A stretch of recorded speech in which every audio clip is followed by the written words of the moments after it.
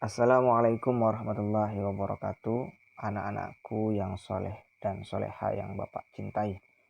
Bergabung lagi dalam Hazanah Kelas, sebuah kelas yang sengaja Bapak buat untuk kalian agar mendapatkan hak kalian dalam mendapatkan ilmu dan belajar, juga serta melindungi kalian dari terinfeksinya virus COVID-19. Selain itu, Hazanah Kelas ini sengaja Bapak buat sebagai kelas yang mengupas tuntas materi pendidikan agama Islam dan budi pekerti kelas 8 yang langsung diampuh oleh saya sendiri, yaitu Sugianto SPD.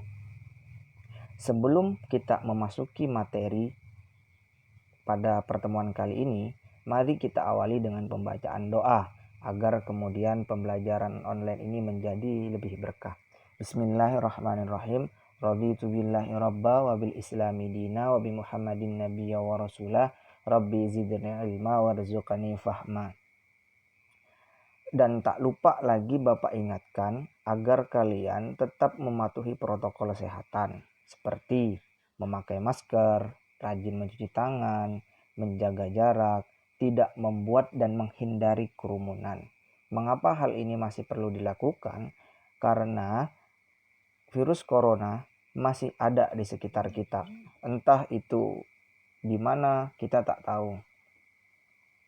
Yang pasti di sekitar kita bisa saja kita terinfeksi oleh virus corona. Nah, pada kali ini kita akan membahas materi bab 8, meneladani sifat-sifat mulia para Rasul Allah Subhanahu wa taala. Iman kepada Rasul. Apa sih yang dimaksud dengan iman kepada Rasul? Iman kepada Rasul itu kan termasuk dari rukun iman yang 6. Satu, iman kepada Allah, iman kepada malaikat, iman kepada kitab, dan keempat, iman kepada Rasul. Beriman kepada Rasul mengandung makna meyakini dengan sepenuh hati bahwa Allah telah mengutus para Rasulnya untuk menyampaikan wahyu kepada umatnya. Artinya apa iman kepada Rasul? Ya kita yakin bahwa Allah mengutus seorang hamba makhluknya dari golongan yang sama untuk apa? Menyebarkan ajaran-ajaran Allah. Nah, karena kita yakin bahwa Allah mengutus, ada dua konsekuensi yang harus diterima. Dia sebagai utusan, dua, ajaran yang dibawa adalah perintah dari Allah Subhanahu wa taala. Jadi iman kepada Rasul harus terdiri dari dua item. Iman bahwa dia adalah utusan Allah, kedua dia membawa ajaran-ajarannya Allah Subhanahu wa taala. Kita bisa lihat dalam Quran surat Al-Imran ayat 164. Bismillahirrahmanirrahim. Laqad manallahu 'alal mu'minina idza ba'atsa fihim rasulan min anfusihim yatlu 'alaihim ayah wa yuzakkihim wa yu'allimuhumul kitaba wal hikmah wa in kanu min qablu lafi dhalalin mubin. Artinya apa? Sungguh Allah telah memberikan karunia kepada orang-orang yang beriman ketika Allah mengutus di antara mereka seorang Rasul dari golongan mereka sendiri yang membacakan kepada mereka ayat Allah, membersihkan jiwa mereka dan mengajarkan kepada mereka Alkitab dan Al-Hikmah. Dan sesungguhnya sebelum kedatangan Nabi itu mereka adalah benar-benar dalam kesesatan yang nyata. Nah, maksud dari ayat itu apa? Dari ayat itu sudah dijelaskan dan diterangkan bahwa Allah telah mengutus seorang hamba dari jenisnya, dari golongannya. Apa? Sesama manusia. Untuk apa? Untuk jadi pembimbing kita jalan kebenaran. Dalam tadi surat sebelumnya bahwa kita sebelum adanya Nabi, kita berada di jalan yang tersesat. Sehingga Allah mengutus Nabi untuk menuntun kita ke jalan yang benar. Dan kita dalam mengikuti mereka, ya dengan cara apa? Ya dengan cara meneladani mereka. Mereka siapa? Ya Rasulullah. Begitu. Nah, adapun tugas para Rasul pertama adalah sebagai pembawa ajaran tauhid yang benar, yakni mengesahkan Allah dan meluruskan kembali ajaran tauhid yang sesat di kalangan kaumnya. Ajaran pertama pasti ya kita diajarkan bagaimana kita menyembah Allah. bahwa tiada Tuhan selain Allah dan Allah tidak berbentuk juga tidak berwujud. Allah tidak berbentuk patung, juga tidak berwujud matahari, juga tidak berwujud manusia. Bahwa Allah adalah berbeda dengan makhluknya, mukhalafatul hawadis. Tetapi meskipun ia berbeda dengan makhluknya, dia adalah zat yang maha kuasa, yaitu yang menciptakan seluruh isi bumi dari dalam sampai luar. Sebagai pembawa kabar gembira bahwa hamba-hamba Allah yang taat kelak akan mendapatkan balasan kebaikan di surga. Tugas yang kedua adalah memberikan kabar ya, orang yang beriman akan masuk surga. Orang yang taat akan diberikan balasan baik oleh Allah Subhanahu wa taala. Yang ketiga adalah sebagai pemberi peringatan bahwa manusia yang ingkar, berbuat kejahatan, maksiat dan menganiaya akan mendapatkan balasan di neraka. Yang jahat, yang suka berbuat dosa, balasan di neraka. Yang terakhir, membina kehidupan manusia agar menerapkan akhlak mulia. Bukankah Nabi Muhammad diutus untuk menyempurnakan akhlak? Innamal bu'itsu liutammima makarimal akhlak. Salah satu tugas Nabi adalah menyempurnakan akhlak mulia umatnya. Jadi ya kalau kita mengaku meneladani Rasul, ya akhlak kita harus mulia seperti akhlaknya Nabi, begitu. Nah, karena kita mengaku mencintai, maka meneladani apa? Ya meneladani sifat-sifat para Rasul. Nah, Rasul sendiri memiliki sifat atau kepribadian yang akan dijadikan teladan atau contoh bagi umatnya. Ada berapa sih sifat-sifat Rasul yang wajib? Sifat-sifat Rasul yang wajib itu ada 4. 1. Sidik, apa? Berkata benar. Bahwa yang namanya utusan Allah, utusan Tuhan, ia tidak boleh berkata tidak benar. Bahwa setiap ucapannya harus benar, tidak boleh bohong. Kemudian sifat amanah, dapat dipercaya. Tidak ada yang namanya nabi itu yang tidak dapat dipercaya. Sifat tablik, menyampaikan meskipun itu berat. Lihat saja Nabi Muhammad menyampaikan wahyunya, menyampaikan perintah Allah, disangka gila. Disangka gila, dilemparin batu, bahkan tidak sering dilempari kotoran. Sifat paponah, cerdas. Ya, Nabi itu cerdas, gak bodoh. Buktinya apa? Berdagang untung.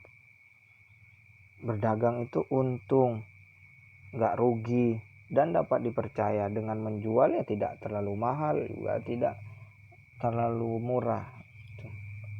Kemudian sifat Rasul juga memiliki sifat yang mustahil. Ada 4 sifat mustahil yang dimiliki para Rasul. 1. Sifat kazib. Apa sifat kazib itu? Dusta. Sebenarnya saya jelaskan bahwa gak mungkin yang namanya Rasul itu berdusta, berbohong. Sifat khianat, tidak dapat dipercaya. Sifat kitman, menyembunyikan. Dan sifat baladah, bodoh. Tidak ada nabi yang bodoh. Nah, terus ada sifat jaisnya. Apa sifat jaisnya? Adapun sifat jais para Rasul adalah aradul basyariyah, yaitu bersifat dan berperilaku sebagaimana kebiasaan manusia pada umumnya. Contoh bapak, saya merasakan makan. Ketika lapar, saya mau makan. Saya juga merasakan haus. Ya kalau merasakan haus, ya minum. Saya juga merasakan letih dan lain sebagainya. Rasulullah juga merasakan hal yang sedemikian. Rasakan haus, lapar, letih, ngantuk, dan sifat-sifat lain umum manusia pada umumnya. Namun juga sedikit berbeda. Rasulullah lapar, banyak puasa. Bapak selaku manusia lapar, ya kebanyakan makan. Rasulullah makannya sedikit, minumnya sedikit. Kalau bapak makannya banyak, minumnya banyak, tidurnya juga banyak. Rasulullah tidak. Malam, sholat malam dari tengah malam sampai pagi. Istirahatnya sebentar, tetapi juga merasakan hal yang sama seperti dirasakan manusia pada umumnya. Nah, Nabi dan Rasul. Para ulama berselisih pendapat mengenai jumlah Nabi dan Rasul. Ada yang menyebutkan jumlah Nabi mencapai 1.244.000 orang, sedangkan jumlah Rasul sebanyak 313 orang. Sebagaimana yang diriwayatkan oleh Ibnu Mardawiyah dari Abu Dzar radhiyallahu an. Lihat Ibnu Katsir halaman 585. Adapun yang telah diceritakan di dalam Al-Quran dengan riwayatnya masing-masing berjumlah 25 orang. Yang wajib diketahui Nabi dan Rasul itu 25 orang. Itulah yang wajib kita percaya dengan pasti. Nama-namanya seperti berikut. Adam, Idris, Nuh, Hud, Soleh, Ibrahim, Lut, Ismail, Ishak, Yakub, Yusuf, Ayub, Su'aib, Musa, Harun, Zulkifli, Daud, Sulaiman, Ilyas, Ilyasa, Yunus, Zakaria, Yahya, Isa, dan Nabi Muhammad. Kan 25 nabi. Saya rasa kalian sudah tahu 25 nabi yang wajib diketahui dan wajib kita hafal nama-namanya. Nah, silakan kalian baca di buku paketnya. Bagaimana sih sejarah nabi-nabi dari Adam sampai Nabi Muhammad. Nah, dari 25 nabi itu ada yang disebut sebagai Rasul Ulul Azmi. Apa sih Rasul yang mendapat gelar Ulul Azmi? Yaitu orang-orang yang memiliki keteguhan hati dalam menghadapi cobaan dari Allah Subhanahu wa taala. Adapun 5 rasul tersebut adalah Nabi Nuh, Nabi Ibrahim, Nabi Musa, Nabi Isa, dan Nabi Muhammad SAW. Ada 5 nabi yang bergelar Ulul Azmi. Kenapa bisa mendapatkan gelar Ulul Azmi? 1. Nabi Nuh alaihissalam dapat membuat perahu yang sangat besar yang dapat memuat semua umatnya yang beriman kepada Allah dan semua jenis hewan yang hidup pada zamannya berpasangan. Jadi Nabi Nuh itu membuat perahu besar banget.